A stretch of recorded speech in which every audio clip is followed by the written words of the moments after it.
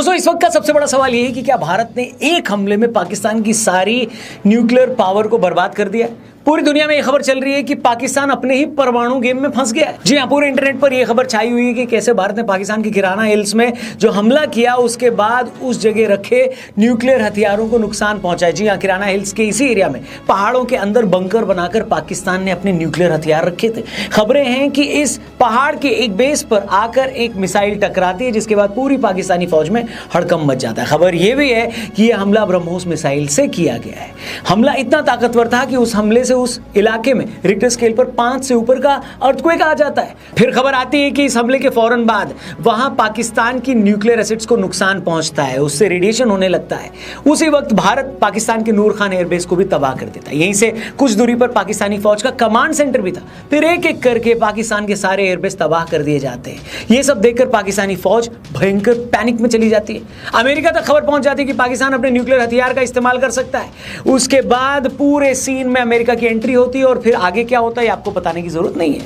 लेकिन सवाल यह दोस्तों कि आखिर ऐसा क्या हुआ कि भारत की चंद सेकंड की कार्रवाई में पाकिस्तान बिलबिलाने लगा? आखिर ऐसा क्या हुआ कि पाकिस्तान ने अपने जिन परमाणु हथियारों को पूरी दुनिया से छिपा कर रखा था, पाकिस्तान ने अपने जिन हथियारों को भारत पर हमले के लिए तैयार किया था, वो सारे हथियार लॉन्च होने से पहले खतरे में आ गए।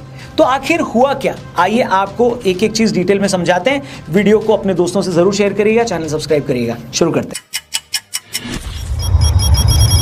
दोस्तों सबसे पहले आप ये समझ लें कि किराना हिल्स पाकिस्तान में वो सबसे बड़ी जगह है जहां पाकिस्तान ने अपने न्यूक्लियर हथियार स्टोर करके रखे हुए हैं। ये बेस सरगोदा एयरबेस से लगभग 9-10 किलोमीटर की दूरी पर है। ये जगह सरगोदा एयरबेस मुशाफ के पास में है जहां परमाणु हथियारों को ले जाने वाले J-16 विमान भी तैनात रहते हैं। खबर है कि जब भारत के लाख समझाने के बावजूद पाकिस्तान ने भारत के सिविल ठिकानों और एयरबेस पर हमला करना बंद नहीं किया तो फिर भारत ने भी पाकिस्तान को सबक सिखाने का फैसला कर लिया। अब हुआ ये कि पाकिस्तान के हमलों में तो भारत का कुछ हुआ नहीं, क्योंकि वो सारी मिसाइलें हवा में ही बर्बाद कर दी गई। लेकिन जब बारी भारत के हमले की आई तो पाकिस्तान में कयामत आ गई।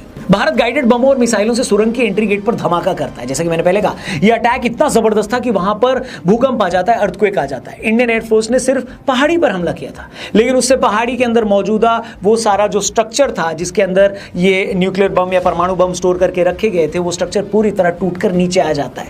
कहते हैं उसी वक्त अंदर कुछ ऐसा हुआ है कि शायद जिससे रेडिएशन हो गया। इस रेडिएशन की बात अब पाकिस्तान की तरफ से जारी की गई एक नोटिफिकेशन में भी हो रही है। वेल, इसकी ऑथेंटिसिटी हम कंफर्म नहीं कर सकते, लेकिन यह तय है कि उस जगह से लोकल लोगों को हटा दिया गया है। लोग परेशान होकर एक दूसरे से पूछ रहे हैं कि आखिर हम कहां जाएं। सोशल मीडिया पर ऐसी बहुत सारी पोस्ट घूम रही हैं। इसके अलावा उसी वक्त नूर खान के एटॉमिक सेंटर पर भी अटैक किया गया। वो अटैक इतना जबरदस्त था कि नासा ने इसकी थर्मल सिग्नेचर को रिकॉर्ड किया। पता चला कि आग या थर्मल हॉटस्पॉट वहां 24 घंटे से ज्यादा वक्त तक रहा। इंडियन एयरफोर्स के इस बड़े हमले ने पाकिस्तानी परमाणु कमांड सेंटर को ही खतरे में डाल दिया और वहां का सारा इंफ्रास्ट्रक्चर बर्बाद कर दिया। इस बीच सोर्सेज से यह कंफर्म हुआ है कि इस हमले से गुफा की स्टोरेज फैसिलिटी को भी तगड़ा नुकसान हुआ है, जिससे लो लेवल का परमाणु रेडिएशन भी हुआ है। उसी वक्त इंडियन एयरफोर्स ने पाकिस्तान के जैकोबाबाद एयरबेस, भुलारी और चगई हिल्स पर भी हमले कर दिए, जिससे वहां भी भारी तबाही मच गई। यही वो टाइम था जब रोता हुआ पाकिस्तान अमेरिका के पास पहुंचा और उसे बताया कि चचा हमारा सारा सौदा फट गया है, इंडिया को रोक लो वरना हम मारे जाएंगे। रेडिएशन की बात सुनकर अमेरिका की भी हालत खराब होगी। जो अमेरिका कल तक ये बोल रहा था कि ये इंडिया और पाकिस्तान का लफड़ा है, एकदम से वो पूरा देश नींद से जाग गया। उसे समझ में आ गया कि अगर इंडिया को नहीं समझाया तो दिन निकलने से पहले पाकिस्तान का सूरज ही डूब जाएगा। अमेरिका की अगली टेंशन ये थी कि इन गधे पाकिस्तानियों ने अपने न्यूक्लियर ठिकानों पर क्या नुकसान करवा लिया ये पता लगाया जाए। तभी अमेरिका ने अपना USB-350 एयरक्राफ्ट, जिसे स्पेशली न्यूक्लियर इमरजेंसी के लिए बनाया हुआ है, उसे फौरन पाकिस्तान भेजा। अमेरिका का एयरक्राफ्ट स्पेशली रेडियोलॉजिकल या न्यूक्लियर एक्टिविटी पर नजर रखने के लिए बनाया गया है। यही वो टाइम था जब इजिप्ट से एक एयरक्राफ्ट EGY-1916 रावलपिंडी में उतरता है। लोग हैरान हो जाते हैं कि इस माहौल में बिना किसी पैसेंजर के मिस्र का विमान पाकिस्तान में क्या कर रहा है, मगर यह पता लगते देर नहीं लगती कि मिस्र का यह विमान बोरोन की खेप लेकर पाकिस्तान आया है। आपको बता दें कि इजिप्ट में नील नदी के किनारे बोरोन के भंडार है। बोरोन एक ऐसा एलिमेंट है जो न्यूक्लियर रेडिएशन को अब्सॉर्ब करता है। बोरोन की खासियत यह है कि बोरोन कार्बाइड न्यूट्रॉन को अब्सॉर्ब कर लेती है और कोई बड़ा नुकसान नहीं होने देती है। अब जैसे ये सारी खबरें आई सामने तो दुनिया के लोगों को समझने में देर नहीं लगी कि एक गधे पाकिस्तान ने अपने न्यूक्लियर एसेट्स बर्बाद करवा लिए हैं। ये सब देखकर यूएस के डिपार्टमेंट ऑफ एनर्जी के एक रिटायर्ड ऑफिसर ने कहा कि ये अपने आप में इस बात का प्रूफ है कि पाकिस्तान के न्यूक्लियर हथियार अब बेकार हो गए और अमेरिका का विमान इन्हीं हथियारों को सेफ जगह पर डंप करने जा रहा है। अमेरिकी एक्सपर्ट्स ने कहा है कि अमेरिका का जहाज का वहां जाना, मिस्र से बोरोन का वहां लाया जाना और फिर पाकिस्तान का यूएस को बोलकर सीज फायर करवाना, डॉट्स कनेक्ट कर रहे हैं आप, अपने आप में सब कुछ साबित करने के लिए काफी है कि आखिर वहां हुआ क्या। अभी तक जो मैंने आपको थ्योरी बताई है, लगभग पूरा इंटरनेट इसी से भरा पड़ा है। जाहिर है कल जब डीजीएमओ की पीसी प्रेस कॉन्फ्रेंस हुई थी तो भारत के एयर मार्शल ने इस बात से डिनाई किया था कि हमने किराना हिल्स पर कोई अटैक नहीं किया, लेकिन एक्सपर्ट्स का कहना है कि इस तरह की बातें पब्लिकली मानी नहीं जाती। लेकिन अगर सच में ऐसा हुआ है तो भारत दुनिया का ऐसा पहला देश बन गया है जिसने एक न्यूक्लियर देश के अंदर घुसकर उसके न्यूक्लियर बमों को ही बर्बाद कर दिया है। और अगर ये सब सच है, जो कि साफ साफ लगता भी है, तो पाकिस्तान की इससे बड़ी बेइज्जती और कुछ नहीं हो सकती। दोस्तों आप सोचकर देखिए, जिस न्यूक्लियर बम की धमकी पाकिस्तान भारत को पिछले 27 सालों से दे रहा था, जिस न्यूक्लियर ब्लैकमेलिंग के चलते भारत में न जाने कितने बम धमाके हुए, जिस न्यूक्लियर ध्वंस के चलते 26/11 के हमले के बाद भी पाकिस्तान पर कोई हमला नहीं किया गया, आखिर में ये पंचर देश, ये छपरी मुल्क, ये भिखारियों का सरताज अपने उन्हीं न्यूक्लियर बमों को नहीं बचा पाया। मतलब, और उसकी हालत ये है ना भाई कि उसके ही न्यूक्लियर बमों की वजह से अब उसके ही देश के लोगों पर जान पर बनाई है।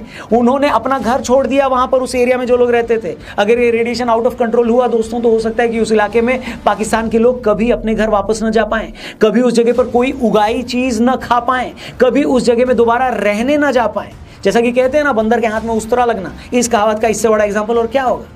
ये फटीचर मुल्क हमें 27-28 सालों से न्यूक्लियर की धौंस दे रहा था, और इन चौथी फेलों को यह भी नहीं पता था कि चचा, अपने न्यूक्लियर बम से तुम दूसरों को बाद में मार लेना, पहले ये तो पक्का कर लो कि अपने इन बमों को बचाना कैसे है।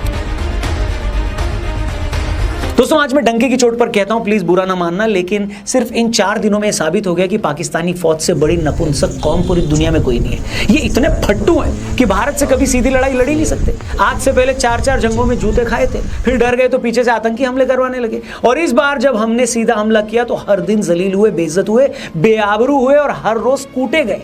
न ये हमारी फौज के हाथों अपने आतंकियों के अड्डे बचा पाए, न ये फट्टू हमारे हाथों अपने एयरबेस बचा पाए, और जिन परमाणु हथियारों के दम पर ये सारी जिंदगी उछल रहे थे, हमारी फौज ने सिर्फ 1 मिनट में उसकी हवा निकाल दी। अब समझ में आया पहलगाम हमले के बाद मोदी जी ने क्यों कहा था कि मिट्टी में मिला देंगे। भारत ने पाकिस्तान के जिस जिस ठिकाने पर हमला किया है वो मिट्टी में न मिला हो तो मुझे बताना, सब एकदम सफाचट कर दिया हमारी फौज ने। अब समझ में आया मोदी जी क्यों कह रहे थे कि हमारी प्लानिंग बहुत आगे की है। मतलब प्लानिंग ये थी कि जिस न्यूक्लियर बम की धौंस पर ये भिखारी फुदक रहे थे, इनका वो झुंझुना ही तोड़ डाला। जिस बम के दम पर ये उछल रहे थे, उस बम की सारी हवा निकाल दी। इस हमले के साथ पाकिस्तान को साफ बता दिया गया कि बेटा, न तो तुम्हारे परमाणु बमों की कोई औकात है और न ही तुम्हारे फौज की कोई औकात। हम जहां चाहेंगे, जब चाहेंगे, जैसे चाहेंगे तुम्हें ठोक सकते हैं। तुम एक के बाद एक भारत पर मिसाइलें दागते रहे, कुछ नहीं हुआ। हमारी ब्रह्मोस मिसाइल ने सिर्फ एक धमाका किया, तुम्हारे मुल्क में भूकंप आ गया। और फिर अंडरलाइन कर दूं दोस्तों, अभी तक भारतीय फौज ने पाकिस्तान को जो अपनी ताकत दिखाई है वो सिर्फ 5% ताकत भी नहीं है हमारी फौज की। अगर अगली बार ऐसा कुछ हुआ तो पाकिस्तान का वहीं पर गेम सेट और मैच हो जाएगा। अब दिक्कत पता क्या है, भारत के इस हमले से पाकिस्तान की तो फटी है, थोड़ी बहुत अमेरिका की भी फटी है, क्योंकि जिस ब्रह्मोस मिसाइल से अटैक हुआ है वो मिसाइल भारत और रशिया दोनों ने मिलकर डेवलप की है। ये एक सुपरसोनिक क्रूज मिसाइल है जो हवा की स्पीड से भी कई गुना तेजी से जाती है। ये कितनी एक्यूरेट है इसका अंदाजा आप इसी बात से लगाओ कि भारत से कई 100 किलोमीटर दूर अगर इसे पाकिस्तान की किसी ठिकाने पर छोड़ा जाता है या छोड़ा गया तो ये एक भी इंच इधर या उधर नहीं होती। आप जरा सोच कर देखिए, एक मिसाइल भारत से चलती है और पाकिस्तान के एयरबेस के सीधा रनवे के बीचों बीच अटैक करती है, हिट करती है, न 1 इंच इधर न 1 इंच उधर। हमने 6 मई को जब पाकिस्तान के 9 अड्डों पर अटैक किया था, आपने उसकी तस्वीरें देखी होंगी।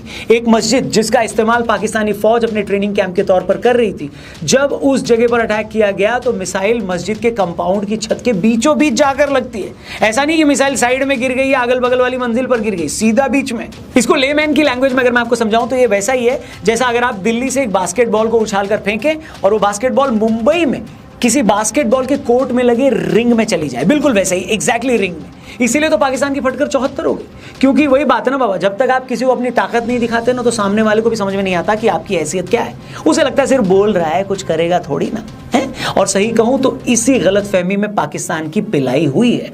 पुलवामा के बाद जब हमने अटैक किया तो उन लोगों ने क्या बोला था, याद होगा आपको? कोई कौवा भी नहीं मरा। उन्हें लगा इंडिया इससे ज्यादा और क्या ही कर लेगा, ये बस हमें डराते हैं। लेकिन इस बार जब हमने सीधे स्ट्राइक उस जगह पर कर दी जहां उनके न्यूक्लियर हथियार रखे थे, तो उनकी अकल के सारे दरवाजे एक साथ खुल गए।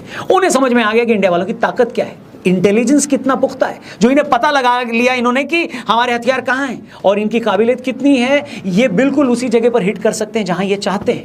उम्मीद है पाकिस्तान को ये सबक सारी जिंदगी याद रहेगा। और मेरे को तो ये लगता है ना कि पाकिस्तान को ये सारा सच अपनी आवाम को बता देना चाहिए, क्योंकि इससे बड़ी घिनौनी चीज कुछ हो ही नहीं सकती कि आप अपनी आवाम को सच ही नहीं बता रहे हो। बाकी आप जरा बताइए कमेंट करके, क्या लगता है, क्या भारत ने सच में पाकिस्तान की न्यूक्लियर धौंस की सारी अकड़ निकाल दी है, या ये मादरनी अभी मानेंगे नहीं, अभी और भी मस्ती करेंगे? जो भी हो आपकी राय कमेंट करके हमें जरूर बताएं। वीडियो पसंद आई तो इसे अपने दोस्तों से जरूर शेयर करना और चैनल को सब्सक्राइब करके जाना। जय हिंद, वंदे मातरम।